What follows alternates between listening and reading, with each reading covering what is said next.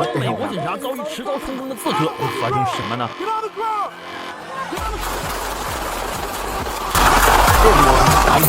The first case today faces the popular Marion County in Friesa State. On May 13th, 2026, at 5 in the afternoon, the Marion County Sheriff's Office received an emergency call. The caller reported a man, later identified as 38-year-old Marcos Medina, was cursing at him and flipping him off in the middle of the road, and he wanted the police to come, and Officer Robert Fee rushed to the scene to handle the situation. The moment Officer Fee saw the suspect, he jumped out of his cruiser, but just then, "Hey, you jerk!" Marcos suddenly lunged at him and struck with. Officer Fee didn't even have time to react before he was knocked to the ground. Marcos immediately pounced on him to finish. After a few more stabs, Officer Fee reached for his gun and Marcos turned and bolted, vanishing into 67, 16, buddy, 16 or 55. Officer Fee had been stabbed multiple times, but there was no time to check his wounds. Fueled by pure adrenaline, he forced himself to start searching for Marcos. "I have a panicked male wearing a green shirt. He just ran into the woods. I believe he's armed with a knife. Get here now." Station 2623, right now, Northwest Sector 1177, Unit 11, Code 13, Signal 55. Right now, I believe he's got a knife. Come here now! 67 16 calling in the area of 11770 Northwest 11th Place, Signal 13 India, Signal 55. Get your hands now! A male in a green shirt, armed with a knife, ran into the woods. Running through woods with knife. Yeah. Because the suspect was extremely skilled at stealth and wearing green, the woods had turned into a deadly kill zone. At any second, the suspect could pop out and attack again. The officers decided to retreat to the main road to regroup and give you guys watching at home a second to catch. They recently got new phones. Police are currently sweeping the scene. Total immersion. What happens to the old evidence after everyone's happy? The officer didn't seem seriously injured. After searching the perimeter for a while, backup finally started arriving. Following the aerial officer's instructions, all units remained on the ground to search. 4 minutes later, the officer in the air spotted Marcos. "On the ground! Get down on the ground right now! Get down! Down on the ground! Now! Drop whatever you're holding! Get down!" "He's got a knife! He's got a knife! Get down! On the ground! Right now!"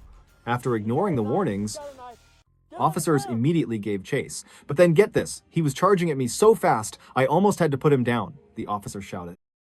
"On the ground! Get on the ground! Face down! Come at me On your fast. I stomach! almost shot him earlier. Get on the ground! On your stomach!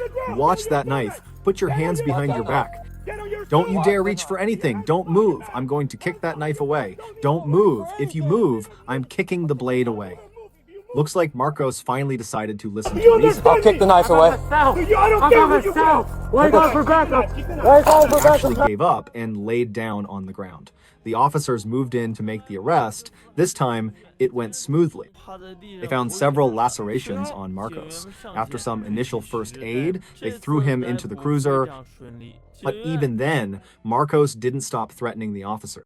"I should have killed you, you bitch. You know that? I should have killed you. Good luck to you. You didn't kill me, and I hope you pay for this. I'll kill you next time. I'll snap your neck.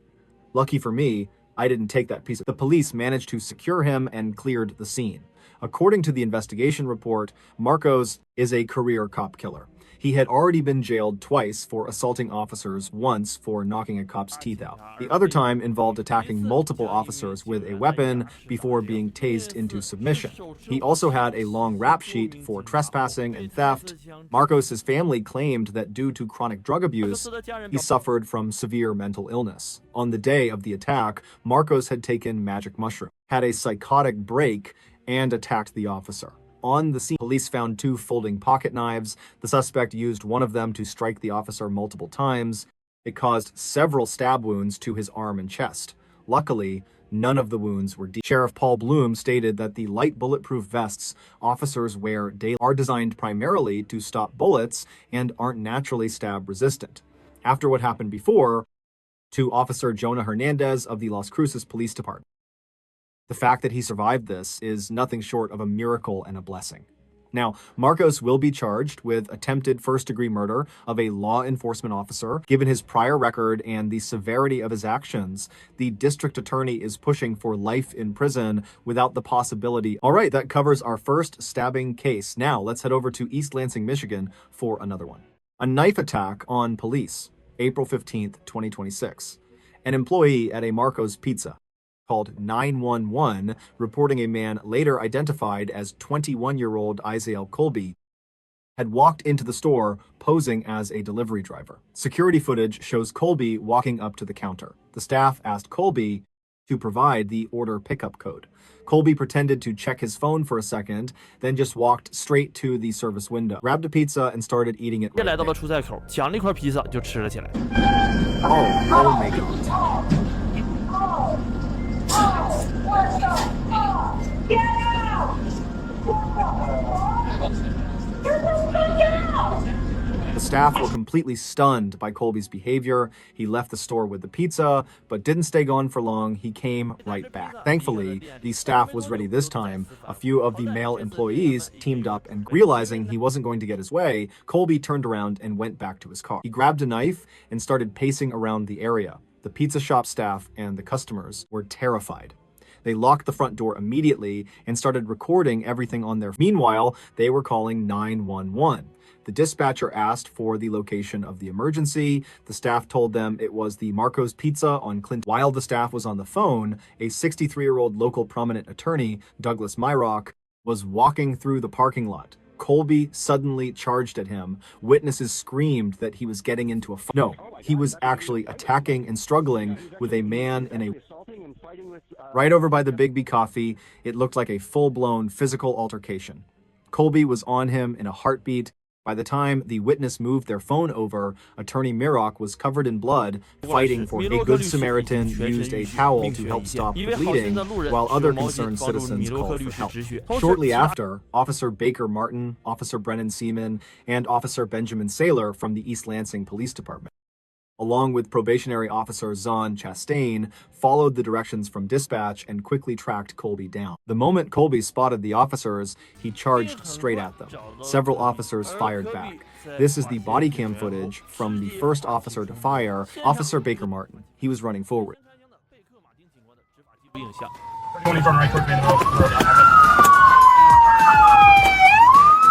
on the fucking ground! Get on the ground! Get on the Get on the ground!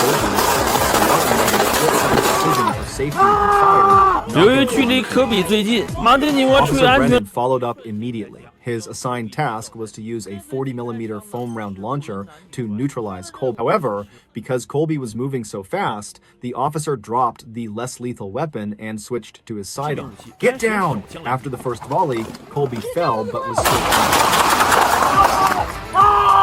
He then tried to use the knife to harm himself. Probationary officer Zahn moved in and fired again to stop him. Get on the ground now. Get on the ground. Do it. Get on the ground! On the ground right now! On the fucking ground! On the ground! Don't move! Don't move!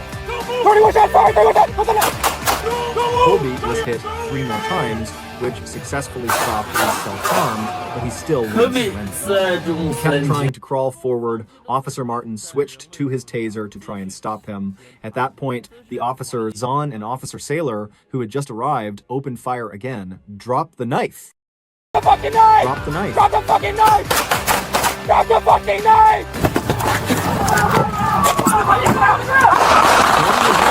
Put your hands up. Show me your fucking hands! Show me your hands! Show me! Drop the knife! Drop the knife. Drop the knife. Drop the knife. Drop the knife! Drop the knife! Drop the knife! Drop the knife! Let's watch the entire incident play out through the synchronized footage from all 整个事件的完整过程。 Get on the ground! On the ground right now! Get down on the ground! Show me your fucking hands! Show me your hands! 31 shots! 31 shots! Put the knife down! Put the knife down! Put the knife down! Drop the knife! Drop the fucking knife! Drop the fucking knife! Watch your crossfire. The fucking knife! Watch the crossfire! Watch the crossfire! 31 shots! On the back! 1 down.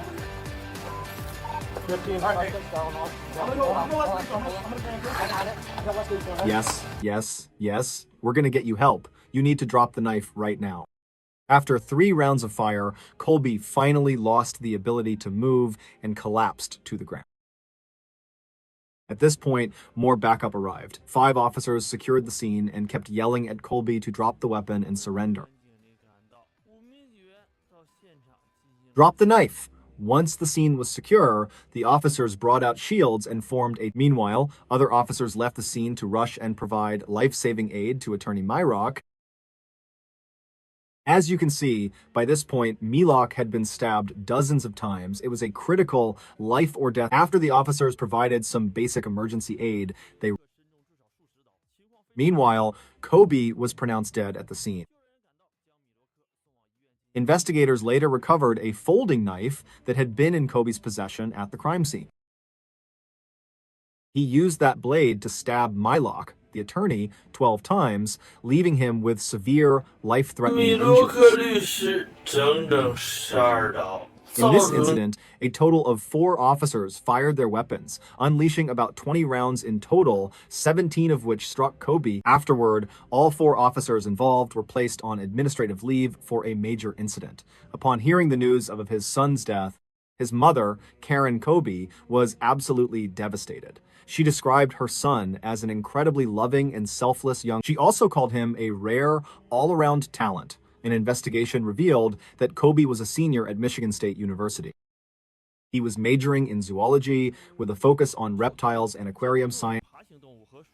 Throughout his time at school, Colby excelled in both sports and academics. He was a member of the school's football team and had even been honored as the Maryland Scholar Athlete of the Year. He graduated with an incredibly high grade point average of 4.2, plus Colby had already received an acceptance letter from the Austin Zoo in Texas. He had such a bright, limitless future. His family and friends that at the time of the attack, Colby must have been suffering from some kind of sudden mental health crisis. The police opened fire directly without providing any psychological intervention or attempting to use non-lethal weapons and they continued to fire even after Colby was no longer able to put up a fight.